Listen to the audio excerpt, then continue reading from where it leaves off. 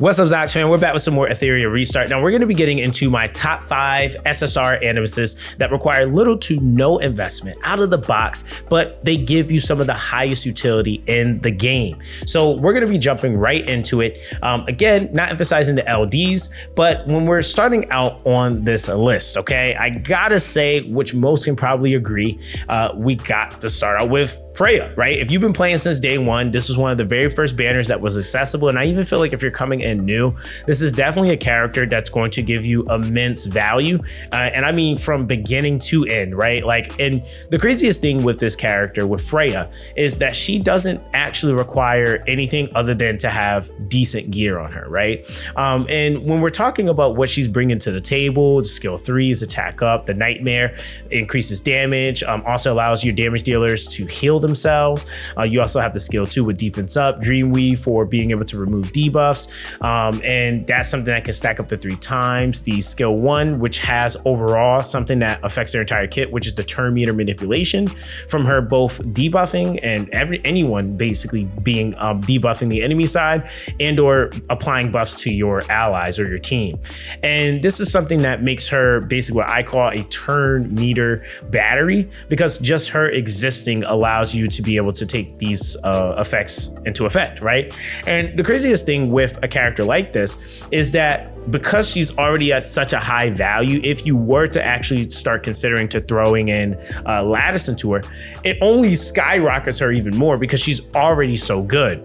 And I will say that, like, even when we're talking about like the utility of a character like this, I would even argue that Freya has some of the highest like shell combinations in the game, because she can kind of work on anything and really honestly more for any given situation. So you can use her on things like an Artisan, you can use her on things like a Codex of Magic or a Gigabyte or a Jackal Guard, or if you're doing PvP, you can easily put her on something like Revelation. So this is something that allows her to have immense value in a game that definitely does require you to be very considerate on, you know, who you're putting Lattice into and who you're investing into. She's just one of those characters that kind of eases that that kind of decision making that you have to make, and she just allows you to have to only worry about getting her, right? Like, just if you have her, then cool, you're good, right?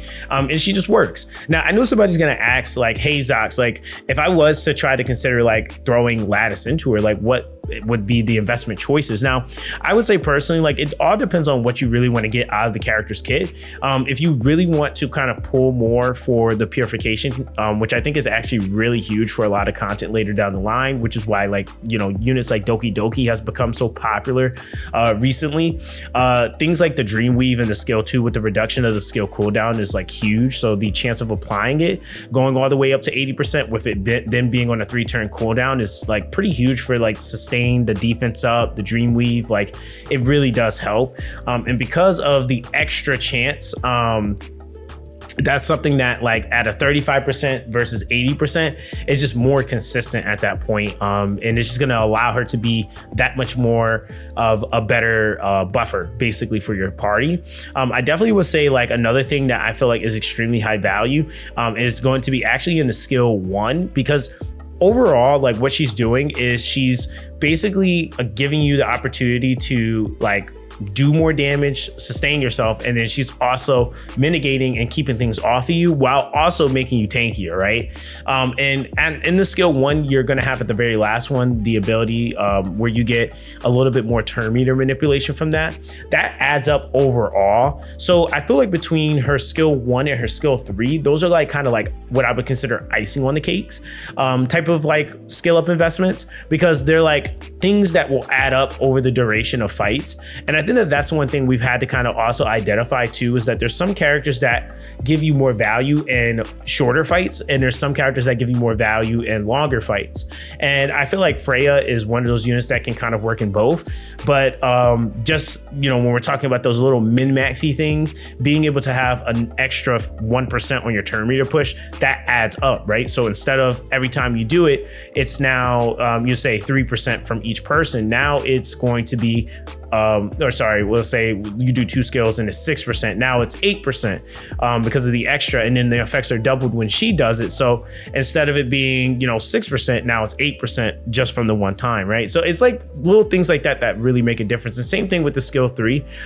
It's going to be the increased damage boost healing effect of Nightmare to 15%. That's just going to make it to where, again, you're scaling your overall damage and your overall healing for anyone that's taking advantage of that. And that's something that will come, considering if you're using anywhere from 1 to 2 DPSs. And then plus on top of that, other people that are just hitting into it that also can still restore and, keep themselves up. Out the box, even at this in-game standing, I still haven't had to consider even throwing anything into her. So yeah, definitely a high in value character. Currently have her ungeared right now, but Fuji, I feel like absolutely a monster of a unit, and like since her release, she has easily become one of, in my opinion, in my top 5, easily one of the lowest investment characters in the game, right up there with Freya in terms of like lattice investment, because in order for her to work, she literally needs 0 lattice, right? Like that's the craziest thing about her. Now the other thing with her too is that she actually pairs up a little bit better with things like and just to kind of overview what she does, you got AoE shield that she's able to apply based off her own HP, which I love characters that scale things off their own HP. The other thing is too, she has this Moon Veil ability, which will also, basically help her manipulate or help you manipulate turn meter. And then she also is able to apply a speed up buff to the entire party. Skill 2 is also going to make it to where she's able to deal hits based off of her max HP to a single enemy, and then trigger the Moonlit Veil with the ally with the lowest HP percentage. And then the skill 1 is also going to be increasing the turn meter of 2 random allies. And then with the Brocade or Brassard is also going to be allowing her to basically increase turn meter further if she has the Moonlight Veil, and vice versa if she doesn't, right? And the thing with her is that like when you have her on things, which we came to find like on Fortissimo, for example, if we're talking about shells, which I do have one, I just don't have it equipped to her because it's on my Mia. But Fortissimo definitely is like nuts on her because it basically takes any of that excess healing and it basically will just kind of give a ton of value. I mean, honestly, Fortissimo on most healers is like pretty busted, but specifically with her with the shielding, it's like really, really broken. And then on top of that, because of the fact that like she has all of this innate value, and out the box, even when you're looking at her skills, it's increasing the turn meter effect, which is like really something that like you're going to definitely want at some point, but it's not necessary right now. It's increasing that shield value, and then also the healing effect goes up. So her skill 3 is actually like pretty like insane. The other thing is too though is that you have the Moonlight Veil, which I also feel like is pretty important, and if you want the consistency behind that, the skill 2 is also really, really important. And then in the skill 1, it's going to actually make it to where the effects of the turn meter increase go up. So again, I feel like the skill 1 is definitely like a icing on the cake, but that skill 2 and that skill 3, like it's kind of almost giving like the skill 2 kind of reminds me a little bit more of like Yellie's skill 2, because that's like the most important skill up on her, because that trigger chance of the main thing that she does, which the Moonlight Veil is like definitely a big component to this character, because again, it's increasing turn meter and it's also healing, right? So that's something that's really going to allow her to pop off. But these are values that only go up, and they're already very impactful at low investment. But yeah, I would say, again, Fortissimo, Supernova, you can use her on things like Artisan if you want to. She's definitely a true like healing support type unit, but she definitely is what I would say is the cream of the crop, and not only works in PvE, but also works extremely well into PvP. So if you haven't gotten your Fuji yet, I definitely would recommend for you to do so, because she's that freaking good. On the list, and this one is actually a free character. It's kind of insane when I think about it, but a lot of these are not going to be DPS, but it's going to be Linglo, right? And unironically, she's also a healer. But the thing is that Linglo also brings a like separate skill set to the table. And I feel like for what it's worth, when we're talking about like characters that don't really need investment, and when you do, it's much later and it's into only one skill. Her skill 1 is kind of like the main thing. It's the Well Prayer. That's something that actually ends up being like super, super huge for her. And if you want, you can go all the way to level 5. I personally went to level 4 for right now, but like outside of that, everything else can kind of stay unskilled for the time being. But for what it's worth and the value that this character is bringing to the table, I think that it's definitely number one, insane that this character is free. But again, when we're talking about AoE immunity to your entire party, for each buff that the target has, she then will further scale the healing effectiveness. A little bit indifferent than some of the other characters that heal, like for example, Mia and also Fuji heal off of their own HP. She heals off of her allies' max HP, but she also can extend buffs as well, which is also another big component to her kit. But the most important thing that she brings to the table is that Well Prayer, and that Well Prayer is definitely something that can be pretty game changing when you're talking about trying to like sustain your team, increasing survivability. Also with the Rockstar passive, before each healing has a 75% chance to purify 1 debuff from the target. And if the target has no debuff, there's a 75% chance to apply 1 turn of Well Prayer. That's of course with skill ups. And then when you have that 5th one, it increases it to a 2 turn. So you're not having to worry about trying to apply it, or if somebody goes but they don't get hit, they still get to kind of have that overlapping of it like being taken advantage of, which the Well Prayer, when the turn starts, recovers 5% of max HP up to 5 stacks, right? So she's just super, super overlayered with like healing protection, but she can also purify and keep things off of your team. And when we're talking about, again, like even just shells, like she can be used on Supernova, definitely Fortissimo is another really, really big one for her. And that's definitely something that I feel like when we're talking about out the box investment characters, she definitely has a ton of value. This puts us at number 4. When we're talking about RGBs, I got to give this one to Hoden. I will say Hoden is nice because I think Hoden, without his skill 2 being maxed, for me, his skill 2, I think is at what, 50% before any skills are put into it. But when we're just talking about like the innate value of this character and how well he can work, Hoden doesn't technically require any actual value. I actually threw skill ups into his skill 2 simply because I just wanted to be oppressive with the skill 2 and have the 100% turn meter on it for the pushback, but it's not required to get him to work. And the craziest thing is that for most people that are building him, he's built very, very fast. You have him, you use him to open, and then for there, you just need to make sure he has enough crit rate and or accuracy. Again, that kind of varies based off of like the investment into the skill 3, because that basically will make it to where you can rely a little bit more on the crit procs for you to be able to basically land the strip, right? So that's kind of like the thing there, is that depending on what it is that like you're looking to kind of get out of this character, there's multiple different ways that you can build them. I would even say like later down the line, like you could build him on Artisans, you can build him on Lighthouse, you can build him on Gigabytes, he could be built on Jackal Guard. Like this dude can literally be built on like a ton of stuff. Like, and the craziest thing is that you're getting that strip, attack down, res down, right? And if he has that crit chance, is then doubled, turn meter push, right? With him being able to maximize all skill cooldowns in the game, which again, he's the only character in the game that can do that, right? Like, and that's so oppressive into like PvP, but even just the value of this skill in PvE content can be very valuable.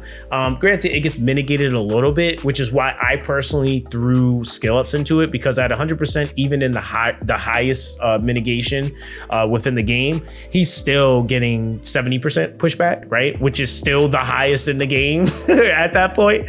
And we're talking about like single target focused bosses and stuff like that.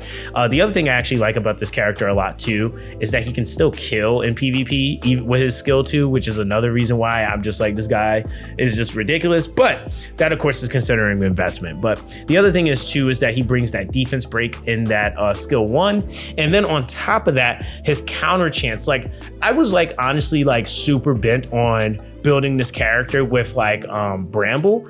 But to be real with you, Hoden doesn't actually need it. Like him having it just gives you more chances to proc him to counter. But like in all actuality, this guy like almost is guaranteed, like you touch him, he's gonna counter you. Like, and because of that, like that then makes it to where him having a defense break in his skill 1 is so valuable. Now, I would say, of course, like if we're just talking about like skill up investment, like recommendations, if you're looking to have more chances to strip, it's definitely going to be that skill 3 because you get the chances of dispelling increase, which is going to allow you to strip more consistently, and then you get the reduction to the cooldown, right?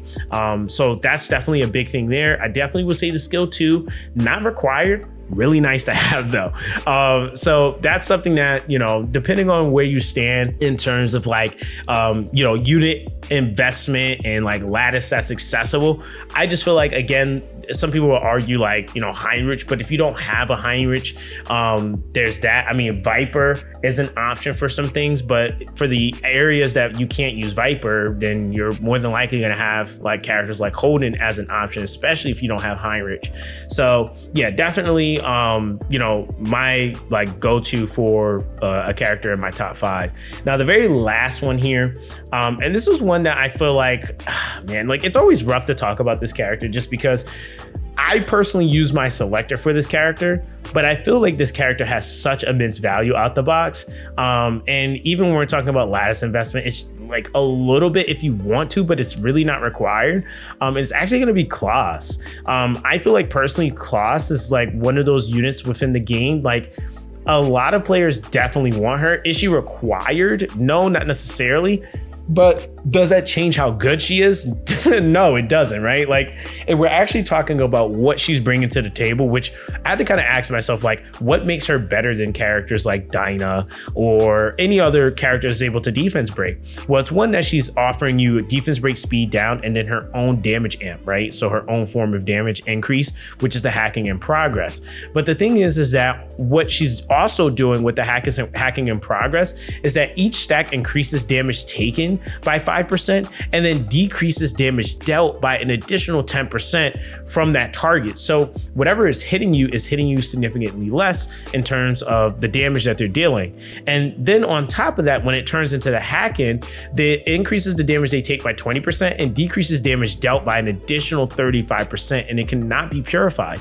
So that's something that ends up being like such a game changer when we're talking about like trying to keep certain teams alive. Like even when you see the classes being ran in things like say Terra Matan, that's huge, right? Like that gimmick and that one combination, I'm scaling my damage, but I'm also reducing how much incoming damage is coming. I mean, like even before we have the chance of applying this to 100%, there's nothing here that's actually increasing these values. These values are just these values out the box. The other thing is too, like skill 1, it's great ability. It's a Turbo still redistribute. And it can also basically increase the amount based off of how many hacking in progress stacks you have. And then depending on hack in being there, it then counts that as 4 stacks. So there's so much value that kind of comes from the skill 2 as well. And then the skill 1 will allow you to just inflict more of those hacking in progresses. So you're just constantly making sure that that reduction is there and the damage is being amped. So yeah, she's just nuts in my opinion. And I feel like if I was to like go, you know, as far as like scale up investment, obviously I did the skill 3 because that speed down in hacking in progress being at 100% chance is huge. After skill 3 definitely would be like the skill 2 for me because it would allow me to have the increased chance of inflicting hacking progress to 75%, which is like really nice to have. And then also having the turn meter still be at 80%, which is just going to make that more consistent. And then the skill 1 will basically increase all effect values of hack-in by 5%. That's definitely a pretty big one. To be honest, it actually would probably take priority for me over skill 2. So it would probably be 3, 1, and then 2, because that's actually pretty huge when we're talking about like extra value to the actual skill itself. And that would just affect everything inherently. So yeah, that would be basically my investment choices if I had to give any.